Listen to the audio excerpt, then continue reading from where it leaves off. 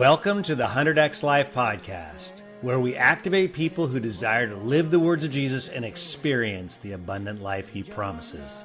I'm your host, Rob Dayton, and I hope this podcast inspires you to put in the work of following Jesus. Now the Spirit of the Lord is upon me, to bind up the brokenhearted and set the captives free.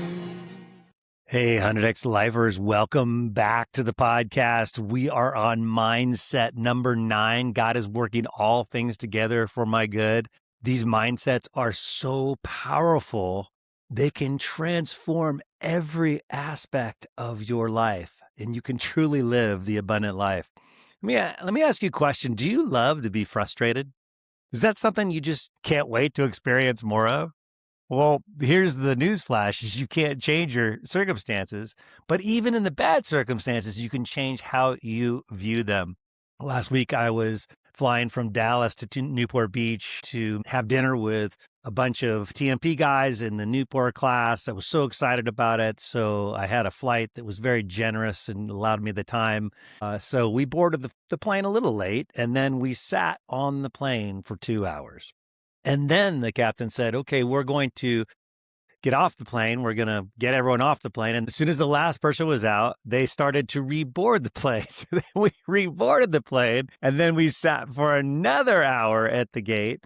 Then we pulled away from the gate and went to the runway and sat for half an hour at the runway waiting for takeoff. So needless to say, I did not make that dinner in Newport Beach. I did not. And how was my state of mind? How were my feelings through this whole thing? Well, all these mindsets come into play. So first thing I told myself is I'm not in control of this situation. I'm not in control of this circumstance. I had not even the pilot. It was a lightning storm. It's like not even the pilot's in control of this situation. Why would I even complain? Why don't I just use this situation for good? All things are working together for my good. This is good. I can surf this one. We can do this one. And so I just got out my laptop and I started working feverishly. I got so much work done. I was focused. And then I started to do things like make some funnies about the situation and be lighthearted with people around me. Pretty soon, within 2 rows of my seat on both sides, people were laughing. They were having fun. I never talked about disdain for the situation. I never entertained thoughts that, oh my gosh, woe is me.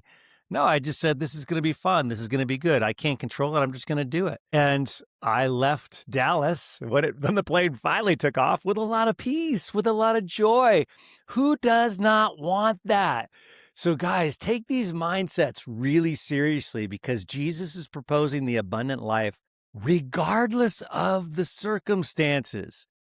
Okay, let's review where we've been. Week 1, we talked about the mindset that we have to believe in the one God sent, which is Jesus. You have to believe he is the Son of God. That changes everything about how you listen to him, how you read about him, how you follow him. You can't follow him if you don't believe he's the Son of God.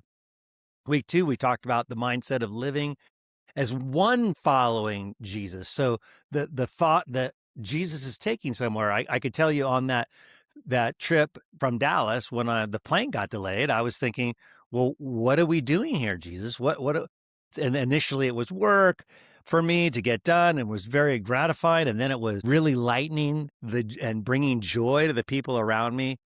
I felt like I was following him. Week 3, we talked about seeing the words of Jesus as our freedom. So not sacrifice, but a pathway to our freedom. In week 4, we talked about the reality that you are the dwelling place of God and you dwell in him. I mean, isn't that cool? Let's go back again to that trip to Dallas. It's like the Spirit of God is living in me. Guess what? Peace, joy, love, patience, kindness, self-control is all living in me. So, wow, what a mindset to change the atmosphere. And then week 5, we focused on the reality that all people bear the image of God. Everyone around me on that plane was an image bearer. They're children of God, people that I can encourage, that I can look at them, The American Airlines, I could look at them as image bearers and not have disdain that I was late. Week 6, we focused on the mindset, I am a servant to all. How can I serve people in this moment, this difficult moment? And that became, let's encourage them. Let's change their mindset so that they can have a good time and not worry about the delay. Week 7, we were focused on the mindset of forgiveness, that unforgiveness, and this was my framing, unforgiveness is a cancer. And so I'm going to really avoid unforgiveness. And then last week we talked about mindset 7. Worry is faith in the enemy, that when we actually doubt or we have imaginations of the future that are negative, they're negative, that we're actually empowering the enemy. Who wants to do that? So what's really cool about today's mindset number 8, it's the opposite of last week. So last week we were thinking, okay, don't do this. This week, the mindset is do this, which is God is working all things together for your good, for my good. You know, at its core, a mindset is how you think about anything, how you think about life, how you think about people, how you think about work, school, games, entertainment, love, fear. Your mindset shapes your perspective of everything. Then you process through that mindset. You process how to think, how to speak, how to take actions. Your emotions are welling up based on that mindset. So how you think determines how you see. Your brain has something in it called a reticular activator. I want to focus on that with this mindset. What is the reticular activator? This is the portion of the brain that watches what your conscious mind is thinking about, and then the brain shows it to you. So remember, the mind is outside of the brain, and the mind is what we're focused on. It is where our imaginations are. It's where our conversation with God is. And then our focused conscious mind is programming and reprogramming our mind. Well, God has factored in something called the reticular activator that makes the brain show us what we're focused on. The best example of this one is the new car syndrome. You've probably experienced this again and again and again. You're looking for a car and you're starting to focus on the car, and then you see them everywhere. My son Jed, who's going into contracting, is, Dad, what's a good truck? And I'm like, oh, you got to look at the 2002 to 2007 Toyota Tundra. That is the best truck. So we started doing research. We started looking for them and focusing on them. And then Nancy was like, on the way back from a pickleball, we're outing with the kids, where she's like, what is a Tundra anyway? And then I just said, well, there's one. Okay, we went another block. Well, there's one, another couple of blocks. There's one. She's like, they're everywhere. They are. And they are, because the brain was showing us and calling attention when a Tundra passed by. We said in the conscious mind, we're focused on Tundras, the truck. And then the brain's like, okay, I'm going to show you that thing. That's how the reticular activator works. So it's a God-designed part of the brain, and that uses your mindset to show you what you want to see. You can think everything's evil, and it'll show you evil. You can think everything's good, it'll show you good. That's how the brain works, which is probably a big hint as to why these mindsets are so important to Jesus, that how you think is so important to Jesus. You know, you can believe that you married the wrong person, or you can believe that you married the one that is perfect for you. Both mindsets actually could be the same marriage. In other words, both mindsets could be true. Both mindsets lead to thoughts, speech, and action that will either hurt or help the marriage. When I think about this, I think about Proverbs 23:7, and that says, for as a man thinks within himself, so he is. Which is true about the examples of marriage. I married the wrong person, or I married the perfect person. Well, both could be true. Maybe both. It doesn't matter which is true. What matters is how you think about your marriage. Your reticular activator will show you what you're looking for. If you believe you married the wrong person, your reticular activator highlights all the examples of why you're right about that. Where he or she fails, what's always wrong with them. And then, you'll manifest the feelings of doubt and regret. You will wallow in sadness and perhaps look to get a divorce. You might also think about all the other partners out there that would have been better. This kind of sounds like torture to me, particularly if you're going to abide in the word to stay married to the same person. So we've got to change the way we think. If you believe your marriage is perfect for you, the reticular activator will show you all the reasons you're right about that. It will show you the reasons why they are the best. It will show you the opportunities to grow in that relationship. It will keep you focused on your partner that you're married to and not others. And then you'll manifest the feelings of hope and satisfaction and thankfulness and advancement. Remember, both marriages either could be true, but which mindset serves you best is the question. Which mindset is going to serve your spouse best? Which mindset supports the abundant life? Which mindset's going to help you follow Jesus the best? I mean, I think it's pretty clear it's the latter, but that was a choice. Your imaginations about the future, whether they're good or whether they're bad, they are both make-believe. Your future has not happened yet. So choosing mindsets that serve a better future is not just about being optimistic. It's about being wise. Be wise like Jesus. Choose a Jesus mindset. This is why today's Jesus mindset is so powerful for our future. It comes from Romans 8:28, and Paul tells us, and we know that God causes all things to work together for good to those who love God, to those who are called according to his purpose. So, question for you. Do you love God? Are you called according to his purpose? I'm pretty sure everyone's going, yes, check, yes, check. Then all things are working together for your good. Do you believe this? Do you want the mindset of this? And the other thought is, if it's not good yet, he's not done yet. This is so powerful that Paul gives us in Romans 8 about this. It on the heels of another argument for following the Spirit versus our flesh. This is from Romans 8:5. For those who are according to the flesh set their minds, there it is, mindset, set their minds on things of the flesh. But those who are according to the Spirit set their minds on the things of the Spirit. So God is working all things together for your good. That's a spirit-oriented mindset, is Paul's point. And it completely changes how you think and see. If this is your dominant mindset, then your reticular activator will show you all the reasons why God is working things together for your good. It will show you the opportunities to take advantage of God's goodness in every situation. Then your emotions will follow and you can feel good even in the worst situations. One of the examples, I've got so many examples of this in my life, but one of the most recent is last year when God said, sell Santa Barbara, sell our dream home that we spent 17 years building, perfect with ocean view, hacienda, amazing place to live. Nancy's dream pool, which is kind of a resort, Mexican resort pool. Like, this place is insane. People would come over and say, you're not working for the city of Santa Barbara. You're a drug dealer. You must be to live in a house like this. Well, we built it ourselves.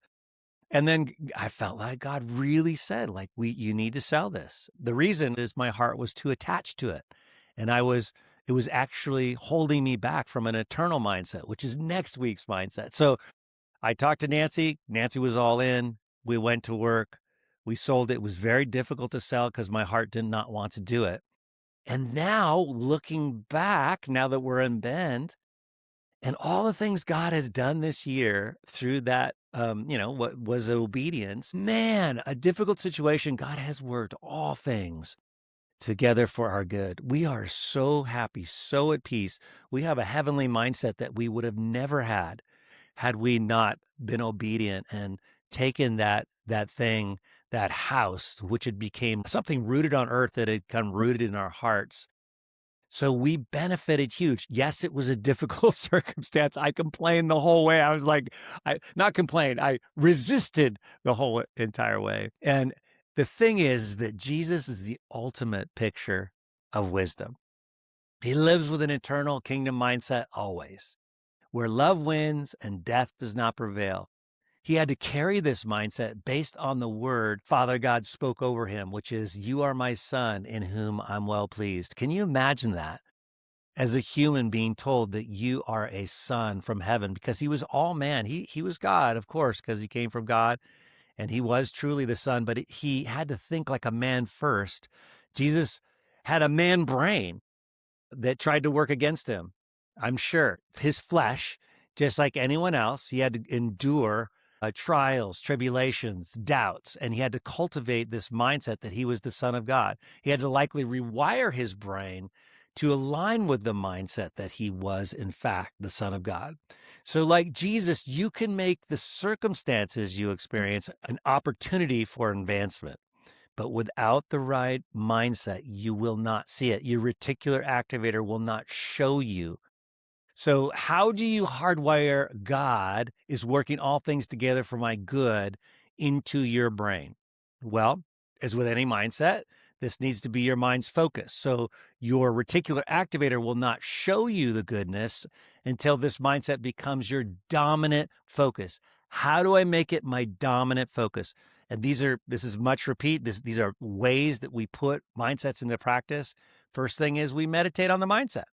We've got to think about it constantly, all week long. You've got this, it's Tuesday, release of the podcast. You have all week, you have 7 days to focus on this. Focus when you go to sleep.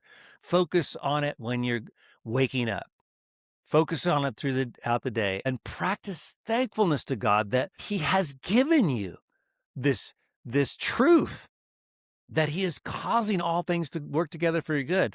Practice thankfulness. Like, keep thanking God about it.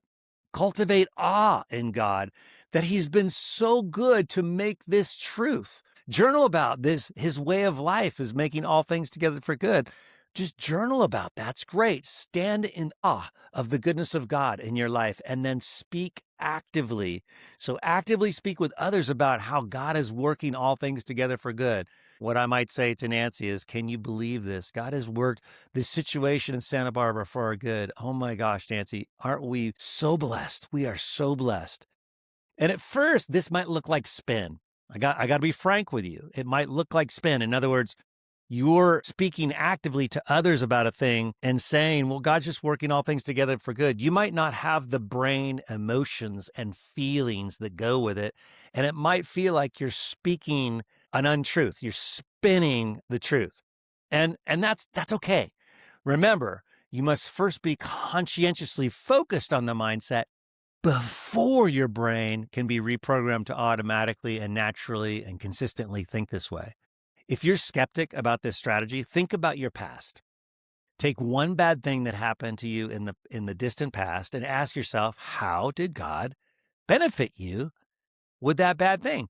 And again, you will see that this mindset is absolute truth. If God is going to work all things together for your good in the future, like He already has in your past, you can spin the story of your poor current situation knowing that in the end, your spin will become true. That's how God's truth works. So you're not really spinning, you're actually believing in God's truth when you speak actively that that's what's going to happen.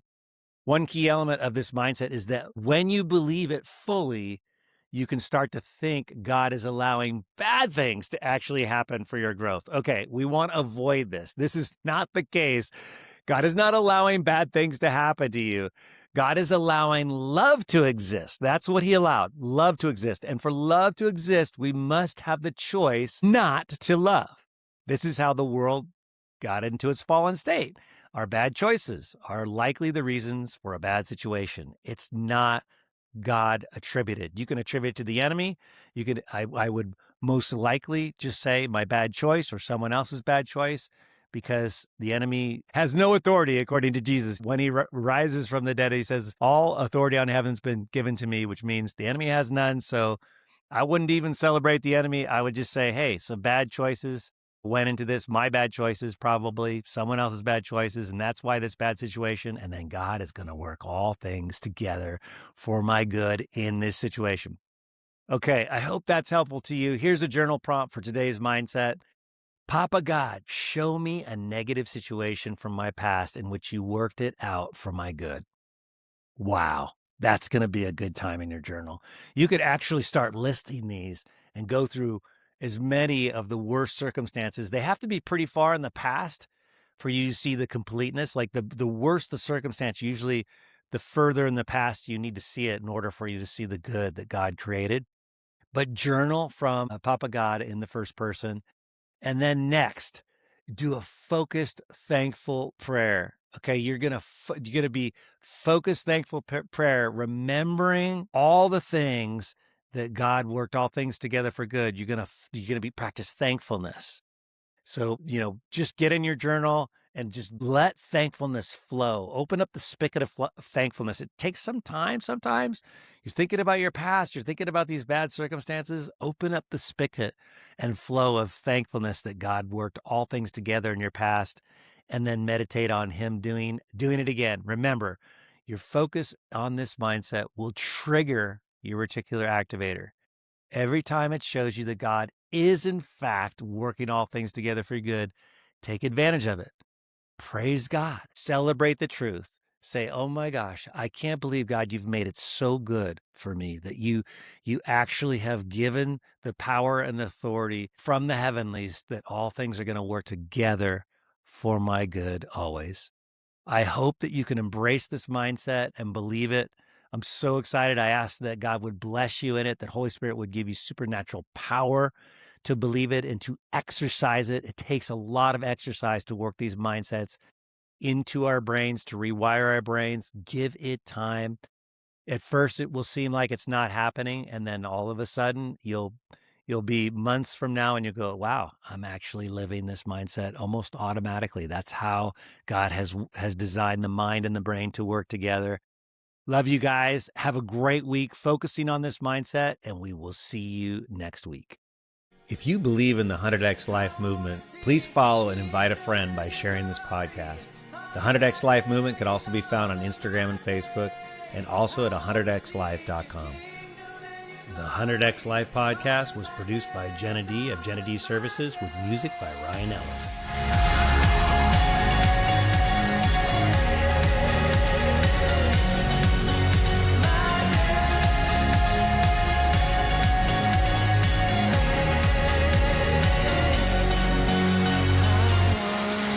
Was lost, but you found me here, and your fire burnt inside. It will not disappear, because the Spirit